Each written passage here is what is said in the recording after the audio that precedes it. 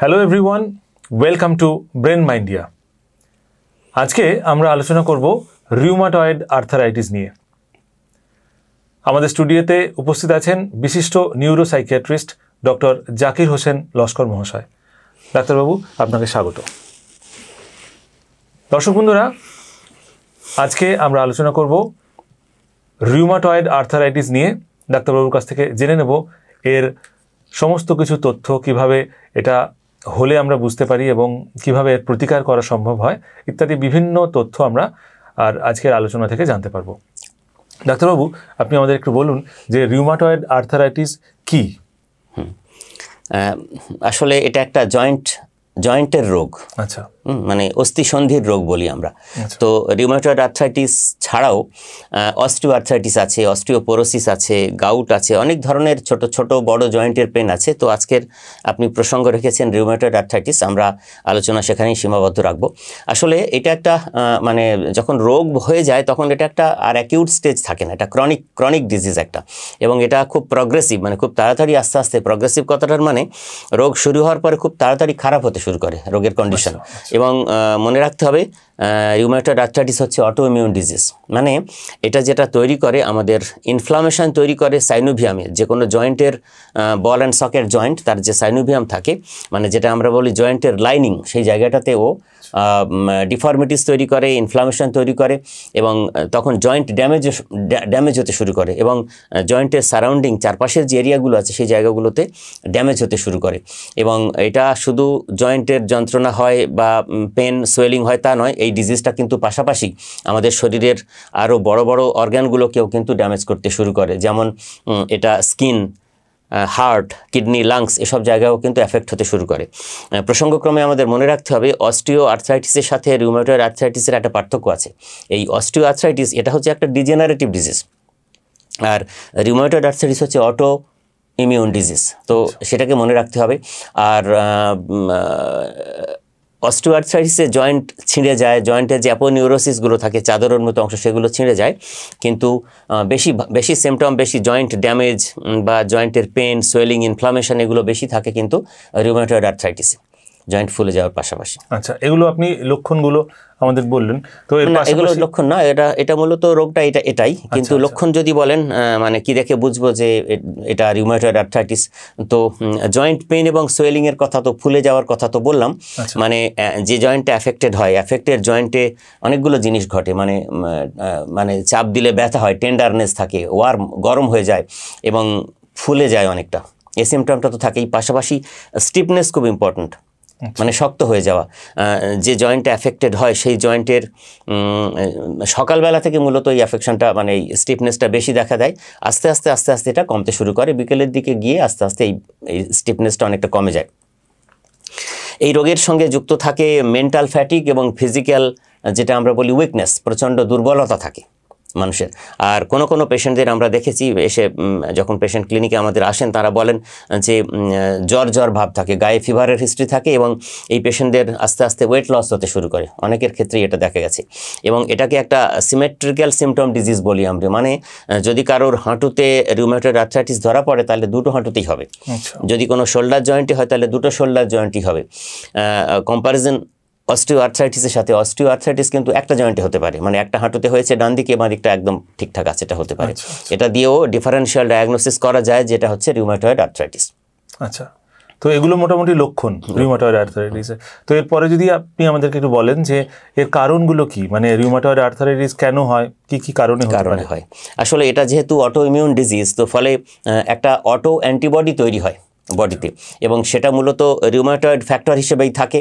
এবং এর মধ্যে যে সাইনোভিয়ামের যে ইমিউন সেলগুলো আছে সেগুলো কম্প্রোমাইজ হয়ে যায়, এবং তার কারণেই তখন কিন্তু ইনফ্লামেশন, সোয়েলিং এবং সাইনোভিয়াল সেলগুলোর প্রলিফারেশন বলি আমরা, অনেক বেড়ে যায়।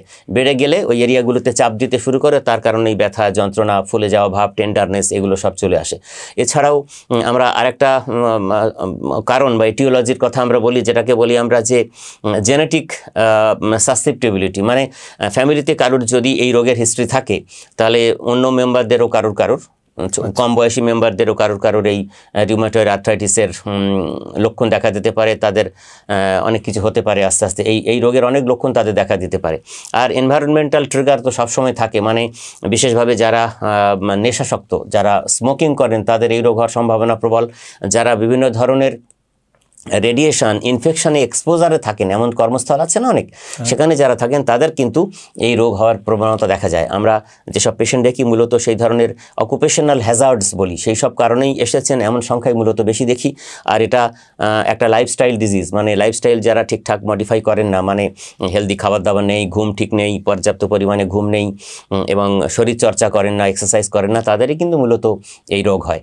আর সম্প্রতিকালে শোনা যাচ্ছে যে নারী পুরুষ নির্বিশেষে হরমোনাল কিছু চেঞ্জেস, হরমোনাল ইমব্যালেন্সের কারণেও নাকি এই রিউমাটয়েড আর্থ্রাইটিস হতে পারে। এটা বিভিন্ন আমরা গবেষণাপত্র তো চর্চা করি, পাঠ করি, সেখানে দেখি যে এই ধরনের তত্ত্ব আজকাল উঠে আসছে, সেগুলোর আরও স্পেসিফিক চর্চা চলছে।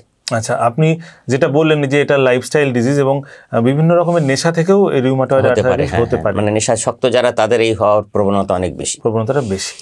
আচ্ছা, তো এই ছিল আমাদের কারণ, রিউমাটয়েড আর্থ্রাইটিস কেন হয়, কি কি কারণে হয় সেটা ছিল। তো আমরা এর পরে জানতে চাইবো যে এর ডায়াগনোসিস কিভাবে সম্ভব, মানে কি কি উপায়ে আমরা ডায়াগনোসিস করি এটা। মানে জয়েন্টের পেন যখন শুরু হচ্ছে, জয়েন্ট ছাড়াও যে কার্টিলেজগুলো থাকে সেগুলোরও ড্যামেজ হতে শুরু করে। সেগুলো যখন আমরা দেখি, পেশেন্ট হিস্ট্রি নিয়ে আসে, তখন কনফার্ম ডায়াগনোসিসের জন্য, কারণ এটা আদৌ রিউমাটয়েড আর্থ্রাইটিস কিনা, প্রথম ফিজিক্যাল এক্সামিনেশনগুলো করে নিয়ে মোটামুটি বুঝতে পারা যায় যে হ্যাঁ জয়েন্টেরই সমস্যা। তো সেটা সত্যি সেটা রিউমাটয়েড আর্থ্রাইটিস কিনা সেটা বোঝার জন্য স্পেসিফিকভাবে কিছু ব্লাড টেস্ট আছে। সেটা প্রথম হচ্ছে রিউমাটয়েড ফ্যাক্টর টেস্ট, সেটা যদি পজিটিভ হয় তাহলে বুঝতে হবে রিউমাটয়েড আর্থ্রাইটিস ধরা পড়েছে। আর একটা আছে অ্যান্টি-সিপিপি অ্যান্টিবডি, এই টেস্ট সাম্প্রতিককালে চল হয়েছে, এই টেস্ট করেও কনফার্মেশন করা হয়। আর আমাদের রক্তের যে লোহিত কণিকা আছে আরবিসি, এরিথ্রোসাইট সেডিমেন্টেশন রেট, এটা দিয়েও রোগের ট্রেন্ড বোঝা যায়। আর স্পেসিফিকভাবে সি রিঅ্যাক্টিভ প্রোটিন সিআরপি, এটাও কখনো টেস্ট করতে বলি, আমরা এই টেস্টগুলো করতে বলি যাতে ডিফারেন্সিয়াল ডায়াগনোসিস করে নির্দিষ্টভাবে বলা হয় যে এটা রিউমাটয়েড আর্থ্রাইটিস। রোগ লক্ষণ বুঝে এবং রোগের প্রগ্রেশনকে বিবেচনা করে ওষুধ নির্বাচনের জন্য আমাদের হোমিওপ্যাথিক ফিজিশিয়ানদের কখনো ইমেজিং টেস্টও করতে হতে পারে, সেটা আলট্রাসোনোগ্রাফি হোক, নি জয়েন্টের বা শোল্ডার জয়েন্টের ক্ষেত্র বিশেষে এমআরআইও আমরা করতে বলি, ম্যাগনেটিক রেজোনেন্স ইমেজিং স্ক্যান, এসবগুলো করতে হতে পারে। আচ্ছা, আপনি তো রিউমাটয়েড আর্থ্রাইটিস কি, তার সিমটমস, কারণ এবং ডায়াগনোসিস বললেন। তো এর পরের যে প্রশ্নটা অবভিয়াসলি আমার জিজ্ঞেস করতে ইচ্ছে করছে সেটা হচ্ছে যে এর ট্রিটমেন্ট কিভাবে সম্ভব। ট্রিটমেন্ট আমি হোমিওপ্যাথি ট্রিটমেন্টের কথা বলবো, কিন্তু ট্রিটমেন্টে আসার আগে প্রথমেই আমি বলবো যে ম্যানেজমেন্ট উইদাউট মেডিসিন, মানে ওষুধ ছাড়াই কিন্তু ম্যানেজ করা সম্ভব। আমি কিছু মেকানিজমস বলবো যেগুলো যদি মানুষ ফলো করেন তাহলে যাদের সবে রোগ ধরা পড়েছে তারা কিন্তু এর থেকে মুক্ত হতে পারবেন। মানে যারা সদ্য আক্রান্ত তারাও পারবেন, কিন্তু যাদের অ্যাকিউট স্টেজ আছে তারা না, যারা অ্যাকিউট স্টেজ পেরিয়ে ক্রনিক স্টেজে চলে গেছেন তাদের ক্ষেত্রে মেডিকেশন হোমিওপ্যাথিক ওষুধ নিতে হবে। তো আমি বলবো যে লো ইম্প্যাক্ট এয়ারোবিক এক্সারসাইজ, মানে কিছু এয়ারোবিক এক্সারসাইজ আছে, সেগুলো তো আমরা জানি, যেটা হচ্ছে সাইকেল চালানো, সাঁতার কাটা, সুইমিং এবং কখনো ওয়াকিং, মানে বেশ ব্রিস্ক ওয়াকিং, এগুলো কিন্তু এমন করে করতে হবে যাতে এটা করলে আমাদের কার্ডিওভাস্কুলার হেলথ অনেক ভালো হবে, কিন্তু এমন করে সচেতনভাবে করতে হবে যাতে আমার জয়েন্টের উপরে আলাদা করে প্রচুর চাপ না পড়ে। সেটা নিজেকে সচেতনভাবে বোঝা যাবে। পেশেন্ট যদি আরও বেশি পেন ফিল করেন কিছুক্ষণ হাঁটার পরে, তাহলে তিনি বন্ধ করে দেবেন, বা সাইক্লিং করার পরে যখন পেন ফিল করবেন বন্ধ করে দেবেন, মানে যতক্ষণ পেন আছে ততক্ষণ করা যেতে পারে। হ্যাঁ, এছাড়া কিছু স্ট্রেংথ ট্রেনিংয়ের কথা বলি যাতে জয়েন্টের এগুলো বাড়ে, মানে পাওয়ারটা বাড়ে।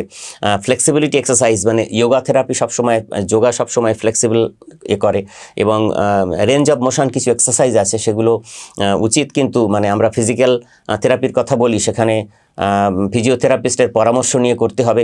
আর অকুপেশনাল থেরাপিও খুব কাজে লাগে। তো অকুপেশনাল থেরাপিস্টের পরামর্শ নিয়ে ডাক্তারবাবুর গাইডেন্সে যদি এটা করা হয় তাহলে খুব কাজে লাগে।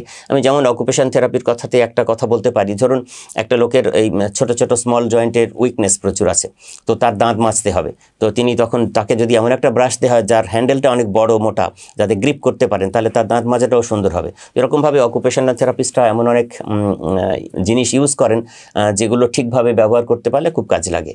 আর আরও ম্যানেজমেন্ট হিসেবে যেটা করতে হবে, অবশ্যই উঠে আসবে ডায়েট এবং নিউট্রিশনের কথায়। ইনফ্লামেশন তৈরি হয় জয়েন্টে। তো সেজন্য অ্যান্টি ইনফ্লামেটরি বিভিন্ন ফুডস আছে, সেই ফুডসের মধ্যে খুব ইম্পর্টেন্ট হচ্ছে সব ধরনের নাটস, বাদাম, এগুলো খেতে হবে। আর ওমেগা 3 ফ্যাটি অ্যাসিড পর্যাপ্ত পরিমাণে খেতে হবে। ওমেগা 3 ফ্যাটি অ্যাসিডের রিচ সোর্স হচ্ছে অন্যান্য অনেক কিছুর সাথে নোনা মাছ বা মিঠা জলের রুই কাতলা সব মাছেও প্রচুর পরিমাণে পর্যাপ্ত ওমেগা 3 ফ্যাটি অ্যাসিড আছে, সেগুলো খেতে হবে। সেগুলো খেলে খুব তাড়াতাড়ি অ্যাফেক্টেড জয়েন্টের সোয়েলিং কমবে, পেন কমবে, এগুলো কিন্তু সম্ভব। এছাড়াও আমরা বলি যে যাদের ওবিসিটি আছে তাদের কিন্তু হেলদি ওয়েট মেনটেন করতে হবে। ওবিসিটি থাকলেও খারাপ, আবার যারা একদম রোগা পাতলা তাদেরও খারাপ। মানে হেলদি ওয়েট মেনটেন করলে কিন্তু জয়েন্টের রোগ আসে না, ছোট বড় কোনো জয়েন্টেরই, এবং তাড়াতাড়ি জয়েন্টের মোবিলিটিও ফিরে আসে, সব হয়। আর এই রোগ হওয়ার পরে মানুষের একটা স্ট্রেস হয়, তাহলে যারা স্ট্রেসে আসছেন তাদের স্ট্রেস ম্যানেজ করতে হবে। তারা মেডিটেশন করবেন, মাইন্ডফুলনেস প্র্যাকটিস করবেন, ডিপ ব্রিদিং করবেন, এগুলো তো সবাই আমরা জানি। এসব করেই তাদের রিল্যাক্সেশন টেকনিক্সের মাধ্যমে তাদের স্ট্রেসফুল সিচুয়েশন থেকে মুক্ত থাকতে হবে। আর সবশেষে বলবো যে মানে অ্যাডেকুয়েট রেস্টটা কিন্তু অনেক কিছু ভালো হয়। তো জয়েন্টে তো আলাদা করে রেস্ট হয় না, তাহলে পর্যাপ্ত পরিমাণে সাফিসিয়েন্ট স্লিপ, এটা কিন্তু খুব ভাইটাল, এবং তাতে যে শারীরিক মানসিক ক্লান্তি আসে সেটাও কেটে যাবে, এবং খুব তাড়াতাড়ি মানে তার যদি মুভমেন্ট ডিসঅর্ডার কিছু থাকে তাহলে রেস্ট নিলে আস্তে আস্তে ব্যালেন্সিং এফেক্টগুলো অনেক ভালো হবে, এবং পেশেন্ট তার ফ্যাটিক ম্যানেজ করতে পারবেন, এবং জয়েন্টের যে রিজুভিনেশন প্রসেস, হিলিং প্রসেস চলে ভেতরে ভেতরে, সেগুলো কিন্তু তাড়াতাড়ি হেল্পফুল হবে। এছাড়া আরও একটু কথা বলতে পারবো, আরেকটা থেরাপি আছে, হিট অ্যান্ড কোল্ড থেরাপি বলা হয়। মানে এই জয়েন্ট পেন যাদের হয় তাদের ওই ওয়ার্ম বাথ বা হট প্যাক দেওয়া হয়, ইলেকট্রিক ব্ল্যাঙ্কেটসও আজকাল ইউজ করা হয়। এগুলো তো নিজেরা করেই জয়েন্ট এবং মাসলের ব্যথা যন্ত্রণা রিলিভ করা যায়।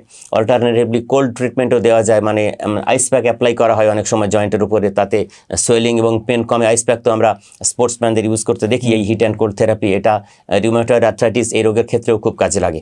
আর এছাড়াও সাপোর্টিভ ডিভাইস হিসেবে আরও কিছু জিনিস আছে, যেমন বিভিন্ন ধরনের ব্রেস, বিভিন্ন ধরনের নির্দিষ্ট মাপের শু আছে, যেগুলো স্টিফনেস, পেন রিডিউস করতে সাহায্য করে।